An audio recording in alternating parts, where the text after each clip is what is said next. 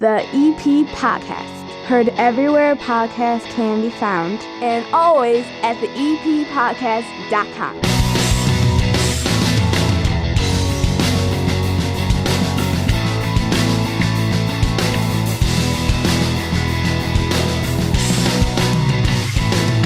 Did you know that a solar eclipse occurs on this planet every 1 to 3 years?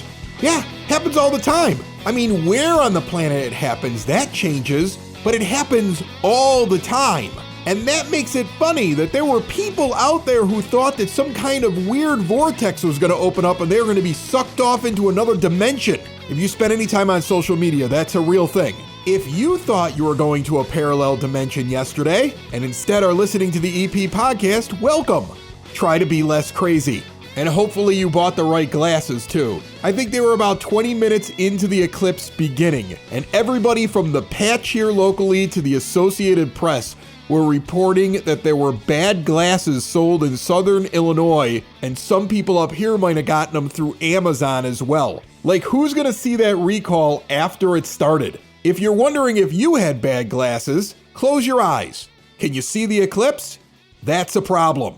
Ahead on this episode of the EP Podcast, a return guest that knows everything about the trees, the parks, and maybe even a project that will get in your way on 95th Street sometime in the future. Way off in the future. Maybe. And we're going to go check out the new old home of the Evergreen Park Historical Museum. It's all brought to you by the First National Bank of Evergreen Park. Your child's bright financial future starts with learning good money habits early on in life. Help them get ahead with a junior savers account from the First National Bank of Evergreen Park. With a junior savers account, kids earn interest on every dollar they deposit so they can watch their money grow. My little guy has a junior savers account. He gets the statement each and every month. He can see the interest that he's earning. Show your kids how fun and rewarding saving can be and set them up for success. And the best part is it's another account attached to yours online. They got great online banking tools. It's very easy to keep track of all the money with all the kids at whatever age they're at and whatever kind of account that they have. Stop in and get the full rundown. Meet the friendly folks over there at 95th and Pulaski in that iconic building, the First National Bank of Evergreen Park, member FDIC. Sitting down here at the 9-foot homemade oak bar, Gavin Yeaman's over here. I always think of you as just like the tree guy in Evergreen, but you have a better title than that, right, yeah, Gavin? Right. Currently, I'm the Assistant Director of Public Works for the Village. That's a better title than tree guy. Well, thank you. Okay, me just going like tree guy, Gavin Yeaman's here. Like that would have been insulting, right? Never insulting. No. Okay. All right. Well, you've been in here before. We've talked about the trees. Now is the season. It's April. Earth Day's upon us here this month. People are going to start planting. People are going to start taking a look at the trees that they have in front of their house. Something that you've reminded us before is that little area between the sidewalk and the street is actually the Villages, which means if you're having an issue with the tree there, they call you, right? Correct. Okay, and they can get it replaced. They can get, if the thing's dead, like, give you a call. If you're like, hey, you got any extra trees you're planting this year? They can get put on a list, get a brand new tree. Right. I don't need one, though. I've got plenty of trees. You do have a tree out there. I've got a tree. I've got 2 trees, actually, sitting in front of my little spot there. One of them smaller than the other one, and I'm on 99th, so it's constantly trimmed. And that's also something that, like, I don't think people realize. You guys are constantly out there trimming along these different streets, making sure that like things are not falling on people's cars during storms and things like that. That's a year-round maintenance thing, right? That's correct. So now let's get to the meat of everything. You've got some events coming up. You've got Earth Day coming up. Is that your Christmas? No, actually, no, it's not my Christmas, but they are worthy causes. Saturday, April 13th, the Village is hosting a textile recycling event at Yukich Field from 10 to 1. And also on the 13th, there's an Earth Day Park cleanup, and that registration's at 9:45 at Yukich. I think from once you register, you're going to kind of get an assignment. People that are interested are going to get an assignment on going to different parks to kind of spend some time cleaning up. So they're not going to just be at Yukich, because I read that thing in the Village newsletter, and I thought to myself, like, okay, well, Yukich is getting clean that day. But instead, this is something where you're going to go to all the different parks around the area, and then this is just a cleanup effort. Right. The check-ins at Yukich, because the textile event is there, so you'll check in there, and you'll get assigned a different park and spend some time there. Now, I'm out in the morning driving around, I think, a little bit more than most people. I see guys in the parks constantly cleaning. I see maintenance happening. I see cleaning happening. I see things getting picked up off the grass and just everything just kind of being tidied up. It just seems to be a regular thing that's occurring throughout the year. So what are these people going to do that you're not doing? Well, it'll be on a weekend, so that's typically we wouldn't have guys there. You're right. We're dailies. So okay. We're keeping it as clean as best we can. Are you leaving them a mess? Are you like, okay, Earth Day's coming, guys, just ease off a little bit so there's some junk for these people to pick up? Because normally the parks are pretty clean. There'll be plenty to pick up. There always is. Like you said, if you don't notice it because we pick up so often, but if you stopped, it would be an eyesore within a couple of days. Yeah. Yeah. I always think, like, I grew up over at 80th and Spalding in the city. So, all the different services around were part of the city of Chicago. And we get a lot of graffiti. We get a lot of broken glass. We get a lot of things that somebody, for some reason, would just break a swing. Like, I remember my park was just always a disaster. How much do you guys have to keep up? Do you find yourselves constantly repairing things? Or because to me, I don't see any of that. So either you do a really good job of cleaning at the moment that it happens, or it doesn't happen as often around here. It does happen. So that's a testament to our guys, our crews that are out there picking up and checking out the parks. So it does happen, like you said. People damage swings and draw things on slides. People draw things. Yeah. Right. Yeah. People use sandboxes as garbage disposals. Right. Yeah. So it's definitely something you have to stay up on.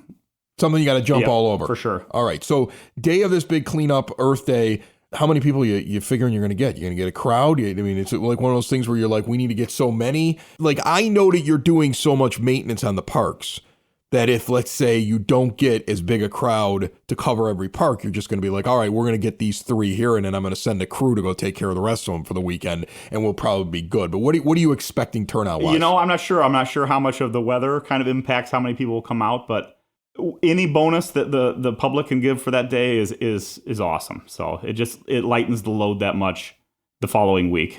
So what are you working on now? I know last year you guys had a bunch of free trees that you were giving away. Evergreen is Tree City, so that you have a lot of trees that you're planting. You're constantly picking different types you want to put up. There's a method to the madness. You're not going out and buying 1,000 of the same kind. Certain areas need certain shade. You want to make sure that things are diverse in case something moves through and like kills a certain kind of tree. It doesn't kill all the trees you put in. So what is your focus this year? Right. This year we, in conjunction with Earth Day and Arbor Day, which is in April, we received a grant from the Morton Arboretum to plant 200 trees this year. So that doesn't seem like a lot. Well, generally on a given year, we plant about 100. So This is double our efforts. We're doubling it. Okay. So this year, part of our grant was that we're going to target some areas that are typically not targeted for tree planting, areas where people aren't requesting as often. So this year, we wrote the grant to kind of target Kedzie Avenue and try to see if we can load up some trees on Kedzie and kind of find spaces where, like I said, that people are traditionally not requesting trees. So we're targeting a kind of 100 trees for Kedzie, and we're targeting 100 trees like that we typically do in the neighborhoods.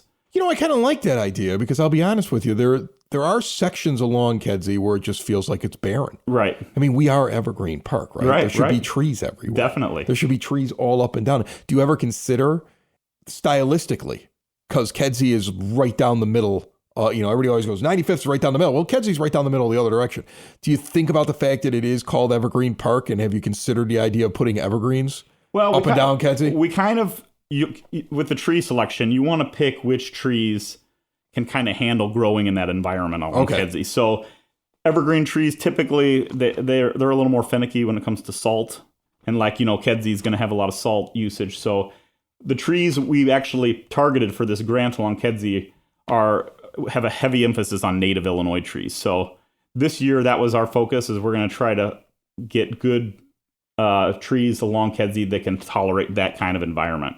How do the trees get affected by what I keep hearing is a massive amount of cicadas that are coming this year? Are you gearing up for that? Is that something that concerns you, or are they just a nuisance that has nothing to do with the health of your trees? I think they could, maybe some young trees could kind of sustain a little damage from the feeding when they emerge. Okay. But these trees... They're under the ground, though, right? They're not in the trees. They're under the ground. They come to the trees once they come out of the ground. Okay, and then they hang on them and and feed on them. And But these trees and these cicadas have obviously been in a balance for a lot of years. So I think the trees will do just fine. Does it make you nervous with the new planting? Is there something like you guys are going to try to work around the idea that at some point there'll be billions of these things all over the place? We don't have any specific plans now, but we can kind of monitor those real new trees. Okay. All right, cool. So there's 200 trees going in. They're going along Kedzie Avenue. You got Earth Day cleanup happening. That's exciting.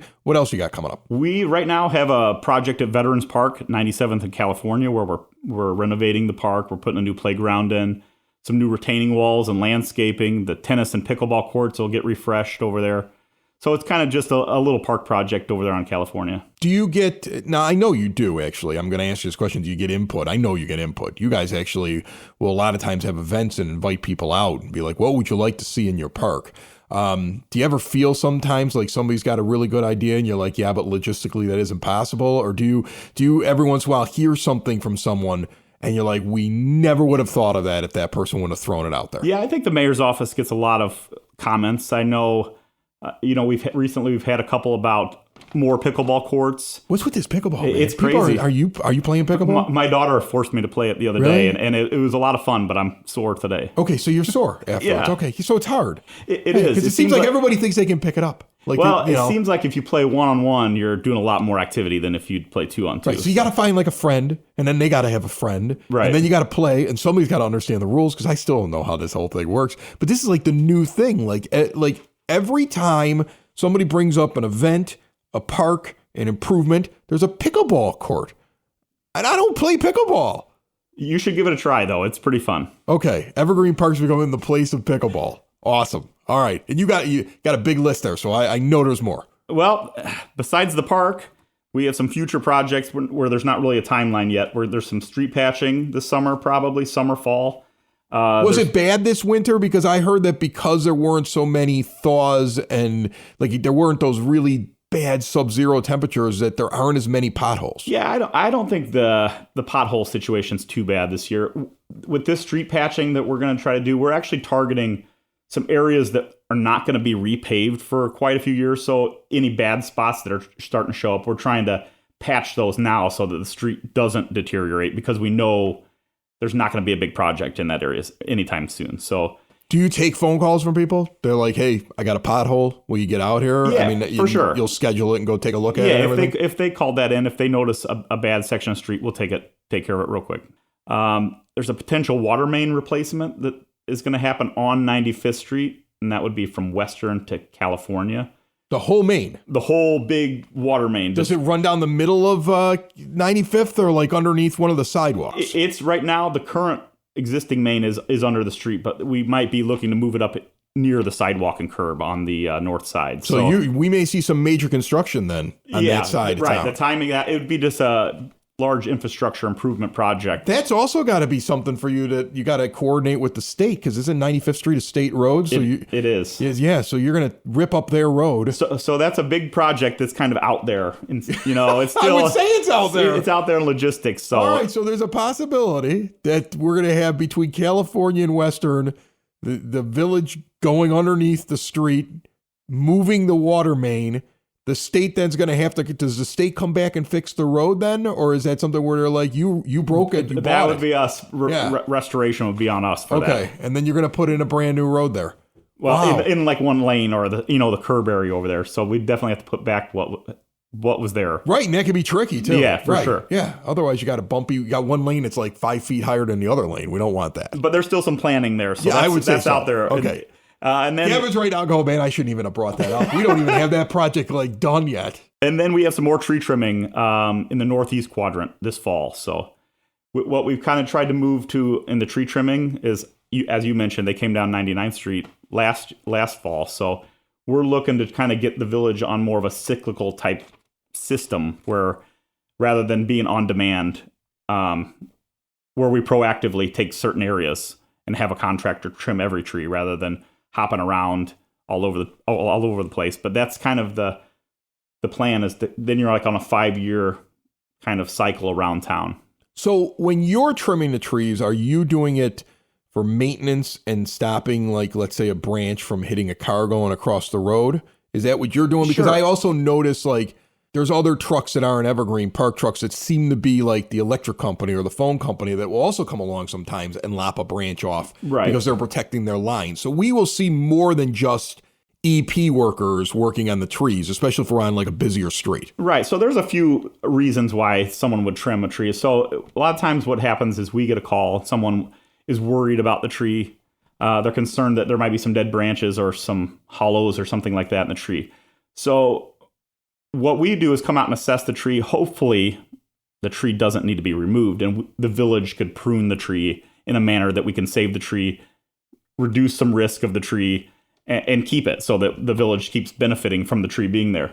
But the tree trimming I'm mentioning now is more of a proactive, where we're not responding to a call, that we have contractors have given us a price, and they're going to proactively go through and kind of raise the canopy of the tree and do some of that work that might not, necessarily require a resident to call about. They're out there seeing stuff before it requires a phone call. Do you have any tips for somebody that might want to do some work on their own trees? Not the ones that are actual village trees, but because like I have an evergreen in front of my house. You see it when you show up here, right?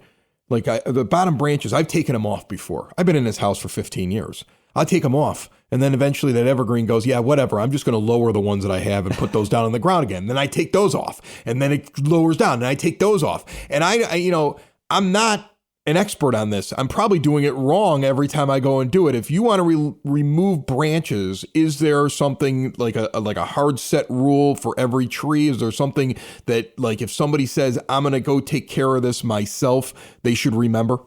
I would actually just advise them to Google or look up the proper cut methods. There's a lot of things you can do wrong on where you make the cut, and then on certain species of trees, the timing. So I would always just find what tree you have and then look up the best pruning techniques for that tree. Yeah, I don't even want to tell you that. For the last 15 years, I didn't look up a thing. I just would go grab a saw and I would just hack off a branch. And the tree like keeps growing. Right. And I can't kill this tree. Most of the time, if the tree's healthy to begin with, it's probably not going to be an issue. This tree laughs at me. It's so big. It's like, yeah, you can do whatever you want to me. I'm just going to keep growing, Right. So yeah, I would imagine when they get bigger, they're a lot stronger.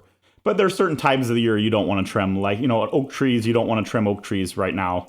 You want to trim them when certain diseases aren't present. So I would always advise to find out what species of tree you have and then look up the best times and methods to trim it. Building relationships, supporting the community, and service. These are the things that Country Financial stands for. They're more than just an office you may pass by as you drive through Evergreen Park.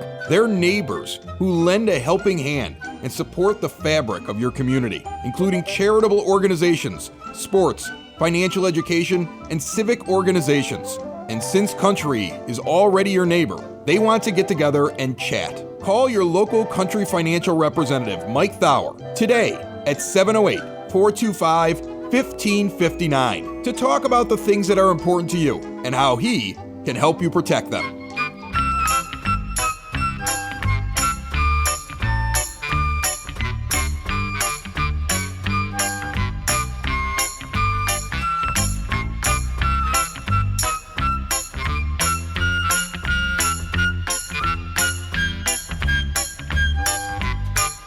EP Podcast Word on the Street brought to you by Spoken Vine Wine Bar and Bottle Shop, northeast corner of 95th and Kedzie. Stop in there for the food, stay for the wine. The selection's incredible.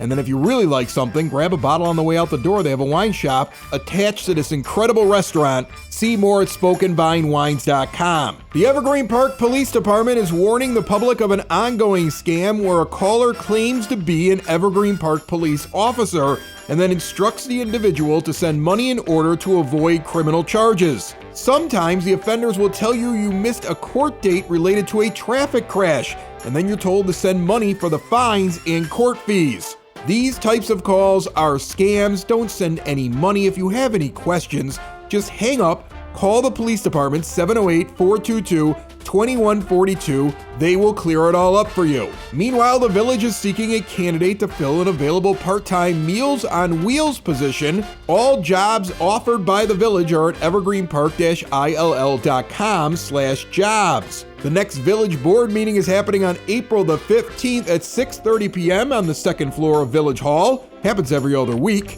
And the Office of Citizen Services is still offering AARP income tax preparation for Evergreen Park seniors through April the 12th. So you got a few more days. Appointments are available daily. They are not doing business returns or very complicated returns, and walk-in appointments are not available. So you want to call ahead, 708-422-8776. And we brought up pickleball with our last guest, so let's talk about John Dwyer's Pickleball Clinic for Beginners. You register at the youth department by April the 26th, and for a $39 fee, kids ages 10 to 13 or in a grouping of ages 14 to 17 can learn pickleball. The 10 to 13-year-olds on May 1st, the 14 to 17-year-olds on May 4th. Any questions, stop by 3450 West 97th Street, room 105, or give them a ring at 708-229-3377.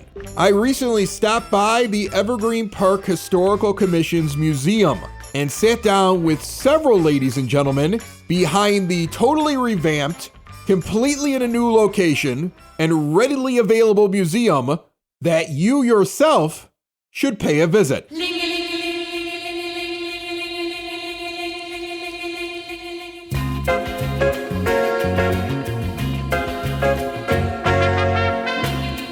The EP Podcast is out at a brand new museum. A museum that, isn't brand new, has just been moved throughout the village over and over and over again. George Peso is here with me. He's been on the show before. He's brought a bunch of friends. I'm going to give him an opportunity to introduce. But this is the Historical Commission Museum that is now located over at the Evergreen Park Senior Center. What is that, 9547 South Holman? Yes. See, I was able to rattle that right off. George, how are you? I'm doing good. Can't complain. I'm vertical and breathing. That's awesome. And that's like the number one answer given on this show. Every time I go, like, how you doing? All the people at Evergreen Park are like, I'm 6 feet above ground. I woke up this morning. Like, everybody's got the same attitude. Like, I'm just happy to be here. What a village. All right, so introduce me to everybody that's sitting here. Right. To my left is Virginia Roble, and we got Gary Westifer, Karen Bokuma, and Tom, what's your last name again? Riccio. I just do that one in. Tom's been here for forever, and it's like, you never even learned my name, George. Absolutely brutal. And how many of you are actually in a picture here? You're all in some picture somewhere in here, right? Okay. And none of them are recent because you've been around Evergreen for a long time. Tell me about you were telling me about your picture. Tell me a little bit about it. I've been here since I moved here in 1970. I've been worked for the village from 1974 to 89. So, and I've been around ever since. They can't get rid of me. She's living forever. So I moved in with my parents in 1955, and I attended Central School. And that was in 55, of course. And then I graduated from there in 57 and then went to high school. And I graduated from there in 61 and then on to college. And then somewhere after college, I was in the service for 3 years. That's in the U.S. Army in Vietnam. Is it your uniform that's in this place? I see there's a uniform in here. Not mine. That's a little bit older than me. Okay. It's probably when I was born, that's the uniform. So that's interesting, too, to me, because as I walk along, like as I said, you're all included somewhere in your lives inside of this really thorough historical museum here about Evergreen. I mean, you can really go decade to decade. You can go back to the beginning. I've learned things about how Evergreen was started just in my walk through here today, and just looking at how everything began and how it became a village, and all that information is here for you, and it's really interesting. And you can look back at stuff that maybe is memory for you. Like you have a bowling ball and pins from Bleeckers here, right? Yeah. You got all the stuff from the plaza here, but then there's also stuff where you're like, I had no idea that this is what the Evergreen Park looked like, or this is what Most Holy Redeemer Church looked like at the beginning, or something like that. So how do you go about gathering all of this? Well, we basically talk to a lot of people, find out what they have that they want to get rid of or donate to us. Then, of course, Tom is our good individual that goes around to a lot of antique stores. You'll find something that it pertains to everyday life of Evergreen, and he purchases it. We'll reimburse him, and we'll put it on display. So Tom does that. Gary, you mind passing the mic down to Tom real quick? I want to ask him about that. So, I've seen Antiques Roadshow. Are you haggling? Are you showing up? Do you see something you're like, ooh, that's valuable, but I'm going to make this person think it's junk? I look at it and I think we need this. This would be very important to have in our museum because it was an everyday thing. Yeah. Doctor's bag. Right. Coming out. I got that in Indiana at a flea market. Okay. For like $1. You're like, I'll take this junk off your hands. Yeah, really, exactly. All right, the shovel. You got a shovel. The coal. Yeah. From the for the old potbelly stove. Are there things in here that are specifically that were in Evergreen, and then sometimes you have to supplement and find something that existed in Evergreen, but you had to go someplace else to go get it? Basically, yes. Yeah, you got to do a little bit of that. The coal bucket we have over here is actually from a home in the park. In the park? Yeah. Yeah. I was interested. I saw there was a picture of Klein Park that was really old, and I just never assumed that section of Evergreen was as old as it was. What would people, George, be most surprised by if you told them like a historical nugget about Evergreen or how long something has been here or something? What do you think people are most surprised by when they walk through here? I would say Plaza, the Evergreen Park Plaza, because a lot of that was all torn down and remodeled with a new layout. Now, as an architect, I would have done a little bit different on laying it out. Get a little critical. Oh, I'm very much critical because I attended a meeting at one of the churches, and this is prior to the plaza being built, and a lot of people had their own opinions, and somebody came up with the term, I believe it's called a town center, and a lot of people don't know what that is. Well, a town center is actually a mix of businesses and residential property. And, if you had stores below and you had residential property up above, that's your town center. And there's entertainment centers in there as well. And that's what I wish the plaza could have developed into. But as it is, it didn't happen that way. Now we preserve what it used to be here. You have a big giant plaza sign here. Did Gary help you carry that in? Was that your job? Was that what happened? Actually, 4 people can carry that in. It's a little bulky, but it's not that heavy. What I did, I'm used to walking on a lot of construction sites, being with my architectural background. But I went into the trailer and I talked to the chief contractor, and I said to him, I'd like to get a sign off of here about mainly the plaza sign, just one half of it. He says, you don't want the whole thing? I said, no, that's a couple of tons right there. And I said, just give me half of it. It's an open frame sign. And about a month later, he says, you guys can come and get it. So that's what happened. We had our village people come up and pick it up, and we put it in one of the yards, and we waited until we were ready to accept it. Does this feel like the permanent home now for you? Because I did make a joke at the beginning that this was something that you guys have moved several times. You've had a couple different administrations in Evergreen while you had this around. Right.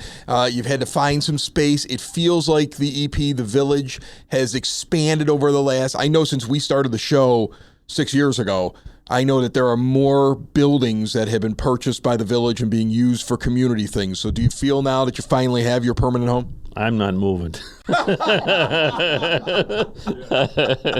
No way. No, this is. We started here and we're back here again, but with a little bit more room at our fingertips. So which makes me happy. How often are you open? When can people come by and see this? Okay, now we meet on Mondays and Thursdays at 1:00 till 3:00. And that's for our own personal work that we do around here. Now, for the public, it would be on Saturdays from 10 o'clock till 3 o'clock. Now, it would be the first and third Saturday of every month. Now, if there was any groups that wanted to come in, they would have to contact me at my home, which is 708-422-5222. And they can make reservations for whatever times they want to come here. Now, we sent out letters to all the grammar schools and also the high school. And we did get a letter from the high school that they're going to be coming here. I think everybody should get in here at some point. I would like to see some additional involvement. You know what I'm saying? Like, I would think you guys would take some new members. Like, Gary, would you take new members? You need, I think you need a couple of, maybe some strong 18 to 20-year-old high school and the college guys that can carry that plaza sign around for you, right, Gary? And we do have one college. You do? Yes. Yes, we do. You got one that's in here that's helping you out. And he's very good with the computers. So when we do a program like at the library or something, he does all the computerizing for the display that we do with the speaking and the presentation. That is one of the funnier things that I saw when I walked through here is that George here has donated early computers. And you always struck me as you would be the guy who would have the first computer on your block. Because I don't even recognize those models. Like, I had a guy on my block that was that way. It was like he's the first one to ever have a computer. And he didn't do anything, right? I got a hold of somebody. Yeah, I mean, you could just type in a couple of things and maybe play Pong on it. But you would have that, George. You would have, and I find it funny that you have two very old computers inside this museum. You should see my desk at home. I have one computer that was given to me as a gift by my wife's son, and it's got two monitors on it. Then I have my own computer that I have my drawing program on it. So my desk is pretty full of computers. Well, there's a lot of artifacts. There's a lot of pictures. There's a lot of things that you can read and learn about. Even the idea that the Evergreen Park Fire Department, I guess, used to have white trucks, but the gas used to make the engines turn pink. And that's why they changed the color to red. I learned that today inside of your museum. Did you know that? That one I did not know. It's right there on the wall, right there. I'm doing the interview. I picked it right up off the wall. You got to roll with me here. How much could I memorize? The brain is only so big. Folks, I appreciate you letting me into your amazing museum. I hope to see it continue to expand, and I hope you get a lot of people that walk through here. Again, it's at 9547 South Homan in the Senior Center. There's great parking. Just pull into the back into the lot. Walk in the door. It's very easy to find it here. And again, first and third Saturdays starting at 10 a.m. going until 3? Till 3, Till yes. 3. And you can call George at his home. If you missed the number, just rewind back. That's how technology works. I don't want to give out your home number too many times. It's quite all right. No problem. Thanks so much, folks. We're planning on doing a second presentation. The first presentation we did on the people that were in the village or in before the village. Yeah. The second one's going to be on places. We're looking at targeting sometime. It's going to be on a Thursday, either August 1st. August 1st. I guess it's already technically set. Yes, it is. Right.